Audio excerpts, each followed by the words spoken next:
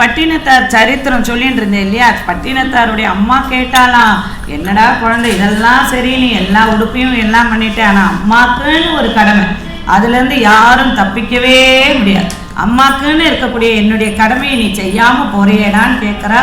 அப்போ பட்டினத்தார் சொல்ற உரிய தருணத்தில் கரெக்டாக வந்து நான் உங்களுக்கு அந்த கர்மாவை எல்லாம் கரெக்டாக செய்யுவேன், பயப்படாதீங்க.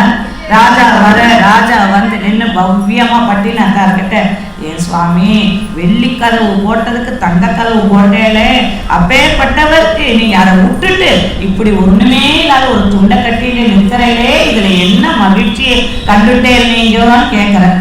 அவ பட்டினத்தார் சொல்ற, ராஜா அன்னைக்கு நான் வெள்ளி பொன் போட்டு தங்க பொன் போட்டு நீ வந்த குதிரையில நான் ஓடி வந்து உனக்கு கைக்கு பதில் சொன்னேன், அதே நீ இறங்கி வந்து நான் இந்த எல்லாத்தையும் விட்டுட்டு நிற்கிறேன், ஒண்ணுமே இல்லை என்கிட்ட, ஆனா நீ என்கிட்ட ஓடி வந்து மண்டிட்டு கேள்வி கேட்கிறியா, இதுதாண்டா எனக்கு மகிழ்ச்சி, இதுக்காக நான் இந்த மாதிரி பாருங்கிறேன் அப்படின்னு சொன்னேன். அந்த அளவுக்கு நமக்கு ஞானம் வராது, இருந்தாலும் கூட நமக்கு அந்த ஞானத்தை தரணும்னு பகவான் கிட்ட பிரார்த்தனை பண்ணிக்கிறோம். அடுத்தது பார்த்தீங்கன்னா ரொம்ப முக்கியமான ஒரு சரித்திரம் என்னன்னா, லீலா சுகர் அப்படிங்கிறவரோட சரித்திரம். இந்த லீலா சுகருடைய கதை வந்து பார்த்தீங்கன்னா கிட்டத்தட்ட நம்ம ஊர்ல இருக்கக்கூடிய தொண்டரடி பொடியாளர் விப்ரநாராயணன் அவரோட கதையை ஒத்தா மாதிரி தான் இருக்கும். அவர் பேர் வந்து கேரளாவில் பிறந்தவர் பில்வ மங்களன் அப்படிங்கிறது அவருடைய திருநாமம். இந்த பில்வ மங்களன்கிறவருடைய கேரளாவில் பிறந்தவர் ரொம்ப நல்ல ஒரு வேதம் படித்தவர், ஆனால் கொஞ்சம் புத்தி, வேதம் படிச்சுட்டா ஞானம் இருக்குமே தவிர அந்த புத்தி கொஞ்சம் போனோம். ஸோ அவர் என்ன பண்ற, சிந்தாமணிங்கிற ஒரு பேசி தாசகுல பெண் மேல அதீத மயக்கம், அப்படி ஒரு மயக்கம். அவள் ஒரு நாள் பார்க்கலைன்னா சாதம் இறங்காது, அவங்களோட பேசலைன்னா சாதம் இறங்காது, அவர் கை கால பிடிச்சுனா சாதம் இறங்காது, அப்படி இருக்கு. ஒரு நாள் இப்ப போனா சொன்ன மாதிரி ஒரு மழை, நிறைய மழை, யாரும் எங்கேயும் போக முடியாது, அந்த மாதிரி கொட்டி தீக்கிறது அந்த கேரளா. அப்ப என்ன பண்ற, இவருக்கு அவளை பார்க்கணும்ன்ற ஒரு வேக்கம் வந்துருச்சு, அவளோட இருக்கணும்னு ஒரு தாபம் வந்துடும். என்ன பண்ண, உடனே பார்க்கறேன், வெளியில பார்த்தா எங்க பாரு கூக்குரல், பணம் செத்த பணமா போறது. அவன் என்ன பண்ற, உடனே ஒரு பணத்து மேல ஏறி உட்காச்சுக்கிட்ட, கைகளையே துடுப்பாக்கி வேக வேக வேக வேக வேக வேக வேக போறாரு. அவளோட உப்பரிக்கு அவகிட்ட போற, அங்க போனா மேல இதே சேம் பிச்சு தான் துளசிதாசம். அப்படி போற உப்பரிகை மேல அந்த பொம்மநாட்டி நடந்துட்டு இருக்கான், மெல்லிய ஒரு விளக்கு வெளிச்சத்துல அவ பாடு.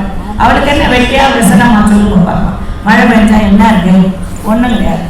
அப்படி இருக்கும்போது இவன் பார்க்கறேன், இவளை கூப்பிடுற அந்த இடிச்சத்தத்துல காதல வேலை அவளுக்கு சர சர சரன்னு தொங்கிட்டு இருக்கு. ஒரு பாம்பு நல்லா தெரியுது, பாம்புன்னு மலைப்பாம்பு விடிச்சுட்டு ஏற பாதி தூரம் போடனே உழுகுற வழிக்கு திரும்பியும் வேற அந்த காமம் அந்த தாபம் எல்லாம் சேர்ந்துட்டு ஏறி போய் அந்த அவகிட்ட போய் தோப்புன்னு குதிக்கிறேன்.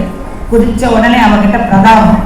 நம்ம இதுல கூட பார்த்தீங்கன்னா சில பேர் ஏன்னா நம்ம குழந்தைங்க நிறைய இருக்குன்னு சொல்லுவோம், நீங்க கிளாஸுக்கு வருவோம், நாங்கள் கிளாஸ் அப்படின்னு வருவோம், வந்து போதே மாமி எப்படி வந்து தெரியுமா, ஆத்துல எங்க சொந்தக்காரங்க இருக்கா, எங்க மச்சினர் எனக்கு வழி அனுப்பணும், என் மாமியார் மேடம் இத்தனை சொல்லு, நான் உங்களுக்காக நான் வந்தேன் மாமி, நீங்க சொன்ன ஒரு விஷயத்துக்காக நான் வந்தேன், அது அசல்கள் அது எனக்காக வந்தீங்க, உங்களோட கர்மா தொலைறதுக்கு நீங்க வந்தேன், ஆனா நான் அப்படி சொல்ல முடியாது, நாளைக்கு அதுவும் அதனால நான் அப்படியே எழுச்சிட்டு இருக்கேன், நினைச்சிட்டு இருக்கேன், இந்த கர்மத்தை ஒரு விஷயம் சொல்றேன், மாமி எழுச்சிட்டு இருக்கேன், ஆனா நீங்க எல்லா செயலும் எனக்கு தெரியும்.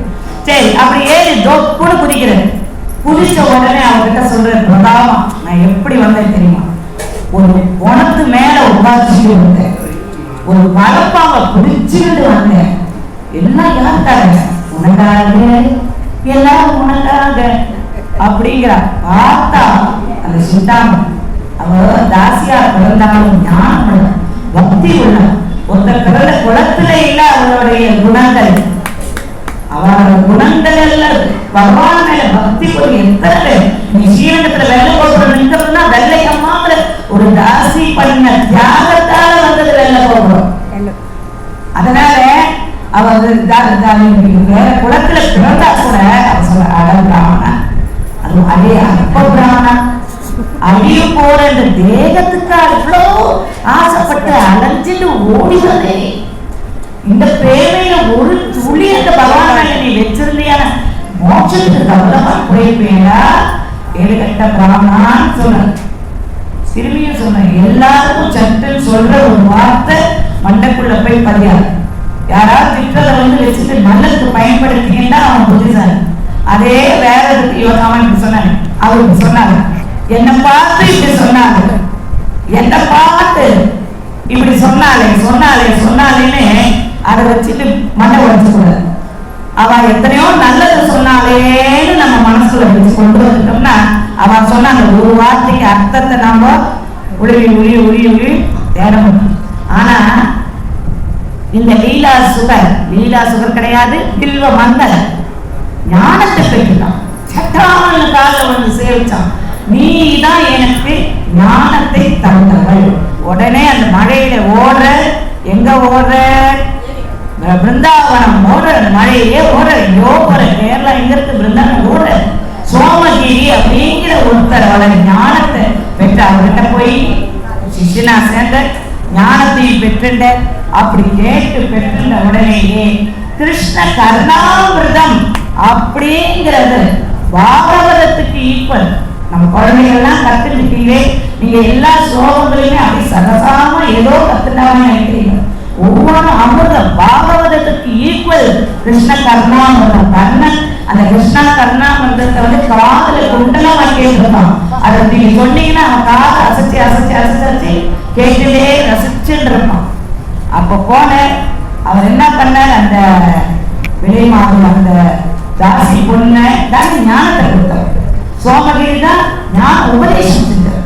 அது ரெண்டையும் மனசுல வச்சுக்கிட்டு சிந்தாமணி ஜெயதி சோமகிரி குருமே शिक्षा गुरुश्च भगवान् शिबिबिंज मौली यत्पाद कल्पतरु पल्लव सेदरेषु लीला स्वयं वररसं लपते जयश्री அப்படின்னு சொல்லக்கூடிய அந்த கிருஷ்ண கர்ணாமிர்தம் 3 ஆஸ்வாசங்களை கொண்டது. ஆஸ்வாசனா அதே ரிலாக்ஸா இந்த ஆஸ்வாசம் 3 ஆஸ்வாசத்தையும் நீங்க உட்காந்து படிச்சாலோ கேட்டாலோ என்னமா இருக்குன்னு நினைப்பீங்க. அதுக்காக 3 ஆஸ்வாசம், ஒவ்வொரு ஆஸ்வாசத்திலையும் 100, 110 அப்படி ஸ்லோகங்களை வச்சு 3 ஆஸ்வாசத்தை எழுதின பகவான் அந்த காது குண்டலங்களாக வச்சுள்ள. பாகவதத்துக்கு ஈக்குவலாக உள்ளக்கூடியது ராதா கிருஷ்ண பிரேம. கிருஷ்ணவனே பேசுவானா, ஏன் லீலா சுகன் ஒரு பேர் மாறி இருக்குன்னா சுகபிரம்ம ரிஷி தான் பாகவதத்தை சொன்னது. இது பாகவதத்துக்கு ஈக்குவலான கிருஷ்ண லீலைகளை சொன்னது. அதை சொன்னவர் சுகபிரம்ம ரிஷிங்கிறதுனால சிந்த இவன் பில்வ மங்களங்கிற இவன் பேர் மாறி லீலா சுகர்னு வந்துட்டான். மாறியது நெஞ்சம் ஒரே கணத்துல, மாற்றியது யாரோ, யார் இந்த கணத்துல மாற்றினா நம்ம கிருஷ்ணன் தான் மாற்றி விட்டுட்டான் அவரை.